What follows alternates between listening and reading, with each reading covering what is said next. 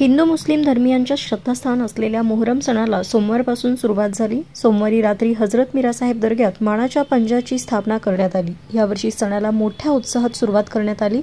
मोहरम सणापासून मुस्लिम समाजाचे नवीन वर्ष सुरुवात होते। सलग 10 दिवस या सणानिमित्त विविध धार्मिक कार्यक्रमाचे आयोजन करण्यात येत असते। ऐतिहासिक अशा पंजा भेटी या निमित्ताने होत असतात। या भेटी पाहण्यासाठी महाराष्ट्र आणि कर्नाटकातून भाविक मोठ्या संख्येने येत असतात।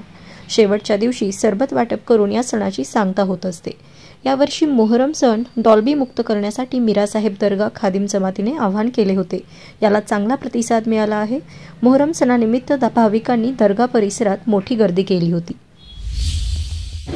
आज या ठिकाणी मोहरमचे पंजाची स्थापना झाली असून मिरज दर्गा खादिम जमाततर्फे सर्व मुस्लिम बांधवांना नवीन वर्षाच्या या ठिकाणी शुभेच्छा देतो आणि मिरासाहेब दर्गा खादिम जमाततर्फे या ठिकाणी मोहरम सण हा मोठ्या प्रमाणात साजरा करणार आहे। तरी सर्व भाविकांना माझी विनंती आहे की पुढच्या 10 दिवसाच्या सर्व कार्यक्रमासाठी सर्वांनी उपस्थित राहावे अशी मी आग्रहाची विनंती करतो।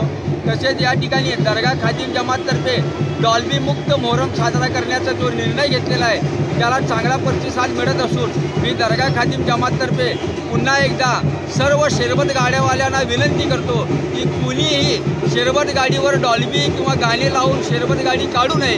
जर करता डॉल्बी लावून शरबत गाडी या ठिकाणी मोहरममध्ये आली तर ते गाडी बाहेर काढण्याचा निर्णयसुद्धा दर्गा खादिम जमातने घेतलेला आहे। तरी सर्वांना पुन्हा तसेच या ठिकाणी मोहरमच्या पंजाची स्थापना झाली असून आजपासून मोहरम सणाला सुरुवात झाली आहे। या ठिकाणी हजारोच्या संख्येनं हिंदू मुस्लिम बांधव या ठिकाणी उपस्थित राहिले। त्या सर्वांचा मी दर्गा खादिम जमाततर्फे आभार मानतो।